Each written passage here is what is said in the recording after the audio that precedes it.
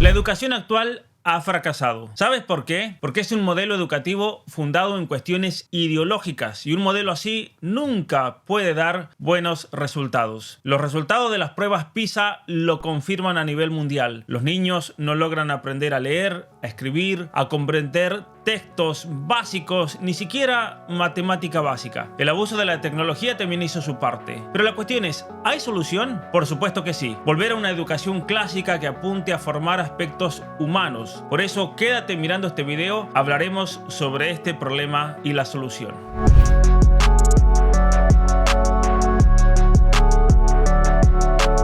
Las pruebas PISA fueron un fracaso en prácticamente todo el mundo. Te voy a contar dos ejemplos. Primero, en España los estudiantes obtuvieron en el año 2022 una puntuación de 473 en matemática y 474 en lecturas, mientras que en el año 2018 habían alcanzado un promedio de 481 y 477 respectivamente. Es decir, bajó tremendamente. Si bien no podemos negar la influencia que tuvo el cierre de las escuelas durante la crisis de las cuarentenas, ya que aquellos países que se encuentran en mejores condiciones son curiosamente los que hicieron los cierres más breves o directamente no cerraron, pero hay dos que resultan interesantes. La experta en educación María Calvo manifiesta que el 67% de los fracasos en las aulas pertenece a varones a quienes no se les presta atención ni política ni mediáticamente, simplemente porque no son mujeres. Es decir, de fondo hay una cuestión ideológica por la cual están abandonando el estudio y el desarrollo de los niños varones. Por otra parte, el 33% de los estudiantes dice distraerse utilizando celulares o tabletas en el aula y el 26% dice distraerse cuando otros compañeros las están usando. Los alumnos ven perturbado el aprendizaje y no terminan de atender a sus maestros. Vamos al segundo ejemplo, el caso de México. En México la situación de la educación es una catástrofe. No hay ni un solo rubro en el que se hayan superado los puntajes del 2018. Es decir, la educación en México va así en picada. La nueva educación mexicana a implementarse solo va a empeorar este problema que estoy notando. Miren esto,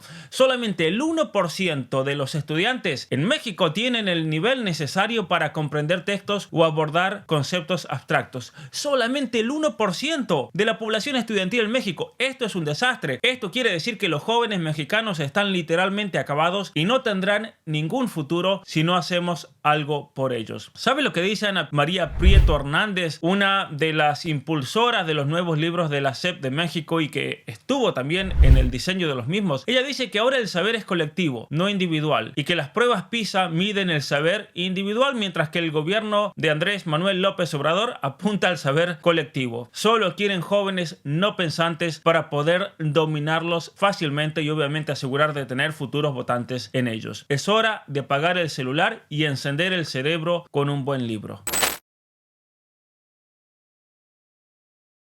¿Cuál es el problema que hace que la educación en Occidente se esté desplomando? La bajada del nivel educativo no es solamente una crisis de educación. Estamos ante algo mucho más profundo. La crisis está en la teoría del conocimiento que se está manejando en las aulas. Entonces, la pregunta crucial que nos tenemos que hacer es si existe la realidad verdaderamente antes de ser conocida o si el alumno es quien la construye a su antojo.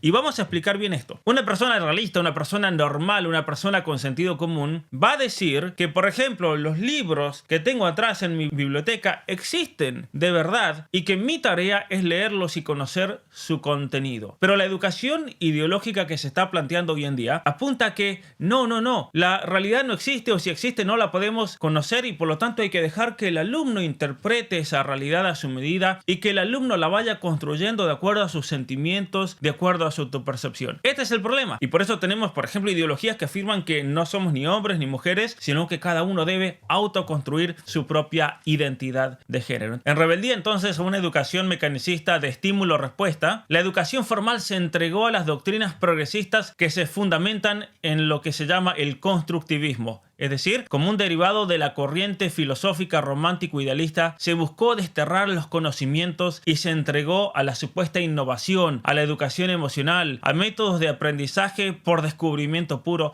pero que no funcionan para absolutamente nada. ¿Por qué? Porque los niños pasaron de leer textos largos ¿a qué? A pegar hojas en un mural, a cortar y pegar de Wikipedia o inventar ellos mismos la historia de sus propios países. Hay que respetar la autodeterminación, decían. Y entonces, cuando nos preguntamos si existe la realidad antes de ser conocida o si es el alumno quien la construye a su antojo, es porque nos encontramos ante una crisis metafísica en la educación. Y es esta crisis metafísica, es esta crisis filosófica la que básicamente ha penetrado todos los modelos educativos actuales y por eso la educación no sirve para nada y es un fracaso total. Las pruebas PISA lo han demostrado. Y entonces, ¿qué pasa aquí? La realidad no se construye. La realidad es algo que se descubre. Lo demás son ideologías. Existe la realidad antes de ser conocida. Esa es la postura de la filosofía realista que fundamenta la educación clásica. Una filosofía aristotélico-tomista que tiene en cuenta, por sobre todas las cosas, la realidad de las cosas, la objetividad. Y por lo tanto, podemos decir que es una educación totalmente científica en contra de esta otra educación que se presenta como científica, pero no es más que una construcción ideológica. La educación es una cuestión humana que necesita de concentración, de reflexión, y por eso, para ayudar al alumno a descubrir la realidad, se necesita de un maestro que no solo sepa su materia, sino que sepa transmitir sus conocimientos con pasión.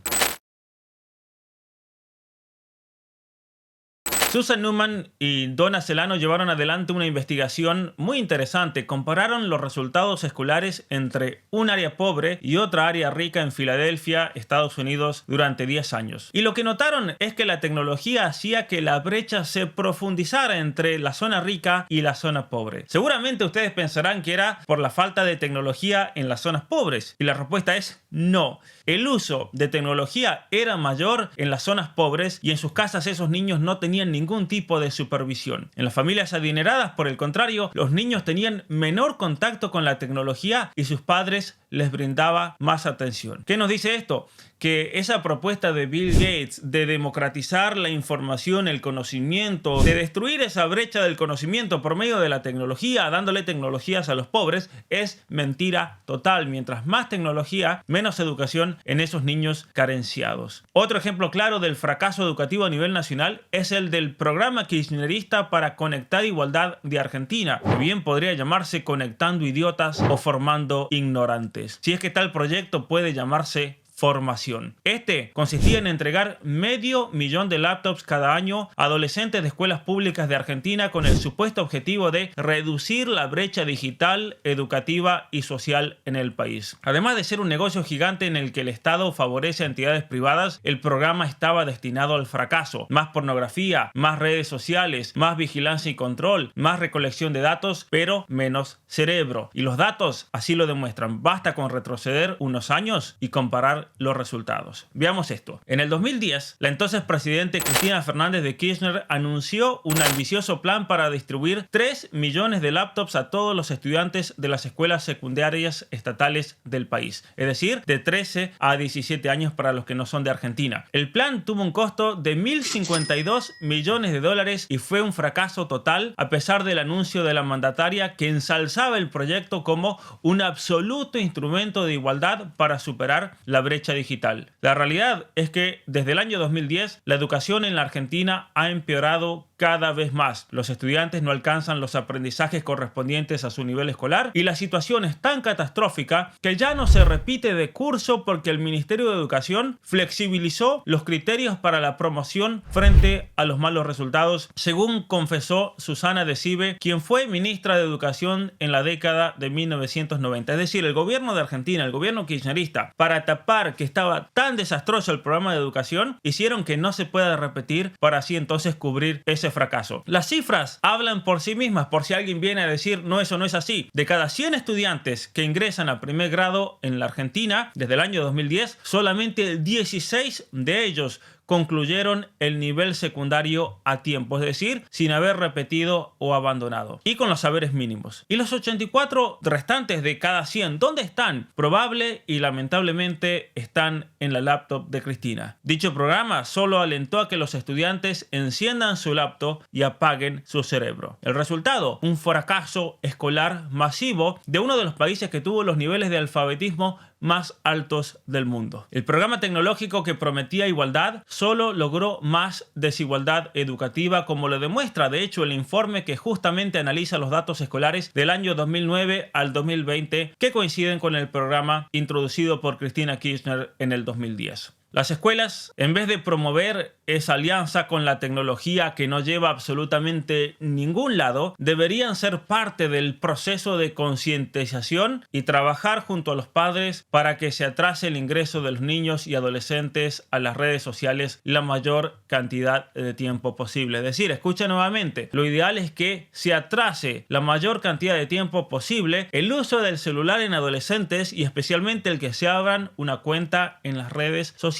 Ay, Pablo, pero entonces los jóvenes no te van a seguir, que no me sigan, no me interesa. A mí lo que me interesa es tener una juventud con el cerebro encendida y que no la manipulen y la controlen tan fácilmente, por favor. Por otra parte, yo creo que deberían alentar el desarrollo humano de los estudiantes, algo que no se logra con la tecnología. Los centros educativos no deberían alentar jamás el uso de las redes sociales por los daños que implican, pero además deberían limitar al máximo la interacción con la tecnología dentro del contexto escolar. Por ejemplo, en los Estados Unidos, las mejores escuelas no usan tecnología. Qué curioso, ¿no? Algo que parece más que obvio, ¿no es cierto?, es la decisión de prohibir que los estudiantes accedan a sus teléfonos durante la jornada escolar. Francia ya tomó esta decisión a nivel nacional en el 2018 y la prohibición va desde la escuela maternal de 3 a 15 años, dejando libertad para que cada liceo de 16 a 18 años decida su reglamento interno. La ley estaba fundamentada en estudios que indican cómo los celulares son perjudiciales para los adolescentes y cómo en las escuelas donde no se permitían los celulares, los estudiantes obtenían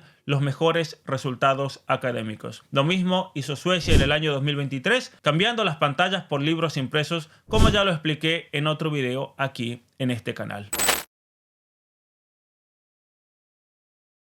Entonces, ¿están condenados nuestros niños y jóvenes o hay una solución? Atención, porque sí hay una solución. Si prestamos atención al mejor tipo de educación que un niño o un adolescente pueda tener, esta se centra no en el mero conocimiento técnico, sino en las humanidades, es decir, en todo aquello que nos distingue como seres humanos. Aprender a socializarse, aprender a hablar bien y comunicarse a la perfección, tanto de manera oral como por escrito, saber razonar apropiadamente y trabajar la memoria, tener creatividad, el saber resolver problemas. Todas esas son habilidades puramente humanas. Y tal vez es por eso por lo que los ejecutivos de las grandes compañías tecnológicas en los Estados Unidos envían a sus hijos a establecimientos que se caracterizan por no usar tecnología y tener todavía en sus paredes los clásicos pizarrones con tiza, donde los estudiantes no portan laptops o iPads, sino que usan lápiz y papel. Además, este modelo educativo exige que tanto los estudiantes como sus padres firmen un contrato por el que se comprometen a limitar el uso de tecnología dentro de casa. ¿No es sorprendente que el tipo de educación preferida por estos ejecutivos rechace la misma tecnología que ellos producen? ¿No te parece insólito que quienes dirigen estas compañías tecnológicas firmen un compromiso para que en sus casas no se haga uso de sus propios productos? Tal vez la razón se encuentra en que ellos conocen mejor que nadie los peligros que implica el uso indiscriminado de tecnología. Curiosamente, a quienes mejor les va en el sistema educativo universitario es aquellos que fueron formados en las humanidades y con acceso restringido a la tecnología. La razón obviamente no es principalmente el control sobre la tecnología, por supuesto, pero vale la pena notar que tiene que ver con el simple hecho de que estos estudiantes fueron formados en un sistema que apunta a pensar lógica y críticamente, no solamente a recibir datos desconectados entre sí. Les enseñaron a hablar de modo que la comunicación sea clara y efectiva, les enseñaron a valorar las ideas y las acciones humanas, los valores humanos de la conducta y a trabajar en el autocontrol y en equipo. Todas estas características son posiblemente las más valoradas y más que cualquier otra cosa a la hora de elegir candidatos para un programa universitario o otorgarse un empleo. Esto lo demuestra convincentemente George Anders en su obra sobre las ventajas del estudio de las humanidades. Por ejemplo, es curioso notar que en un mundo dominado por la tecnología son las personas formadas en las humanidades las que tienen más oportunidades laborales, inventan nuevos empleos y saben transferir y adaptar las habilidades adquiridas a distintos campos. Según los datos de LinkedIn, las cualidades más importantes al momento de contratar a una persona son la creatividad, la habilidad de persuadir a alguien y el saber trabajar en equipo. Es decir, todas estas son habilidades propias de las humanidades. Además, con los procesos de automatización que ya están en marcha, las cualidades que son irreemplazables por un robot y la inteligencia artificial son las habilidades sociales, tal como lo demostró David Deming en un estudio publicado en el año 2017. Los trabajos que implican rutina están desapareciendo a un ritmo demoledor desde 1980, mientras que aquellos que implican habilidades analíticas y sociales están en aumento constante desde la misma fecha. Lo reconocieron Brad Smith y Harry Shum, dos ejecutivos de Microsoft, en un libro sobre el futuro de la tecnología. Ellos dijeron lo siguiente textual: a medida que las computadoras se comporten más como los seres humanos, las ciencias sociales y las humanidades se volverán aún más importantes. Los cursos sobre idiomas, arte, historia, economía, ética, filosofía, psicología y desarrollo humano pueden enseñar habilidades críticas, filosóficas y basadas en la ética que serán fundamentales en el desarrollo y la gestión de soluciones de inteligencia artificial.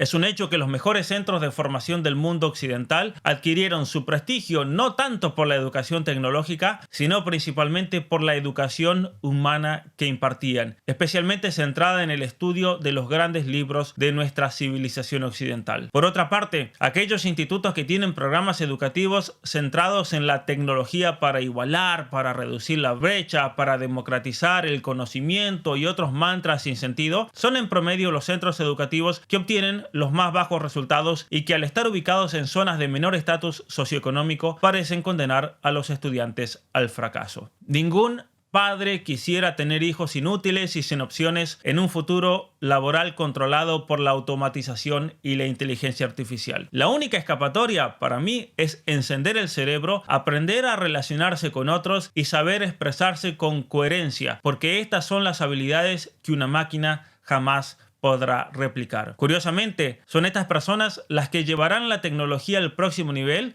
porque tienen creatividad y la habilidad de pensar críticamente. En cambio, cuando a un niño se le imbuye la tecnología desde muy temprano, lo que ocurre es lo opuesto, ya que en vez de aprender a usar las ventajas que ofrece la tecnología, el niño y el adolescente se vuelven tecnodependientes y además adictos a sus recompensas. Un niño debe aprender a usar su cerebro, no su iPad. Se ha comprobado que una de las mejores herramientas a desarrollar durante la etapa de aprendizaje es saber resolver problemas, algo que se logra principalmente por medio del desarrollo de habilidades como la creatividad y el pensamiento lógico y crítico. A esto hay que sumar el control de las emociones, porque no saber sobreponerse a las frustraciones es uno de los enemigos más grandes del crecimiento personal. Curiosamente, el uso temprano de la tecnología dificulta el desarrollo de estas habilidades. La falta de creatividad es tal que muchos jóvenes serán nativos digitales, pero se ha comprobado que no pueden trasladar el conocimiento adquirido en un programa a otro similar, por lo que el uso excesivo del celular desde temprana edad ha generado verdaderos inútiles digitales. Lo mismo presenté en mi libro Apague el celular sobre el efecto del celular y el internet en áreas del cerebro que tienen que ver con el control emocional. Recordemos, la educación es un asunto humano, no meramente tecnológico. Y en el fondo, el problema de los métodos educativos que llevan al fracaso tiene que ver con que se ha ido de eje el contacto con la realidad y se ha pretendido construir un mundo a medida de las ideologías. Mi nombre es Pablo Muñoz Iturrieta, muchas gracias por ver este video. Te invito a darle me gusta, a suscribirte y apoyar mi trabajo por medio de Patreon para poder seguir creando contenido como este. Muchas gracias y hasta la próxima.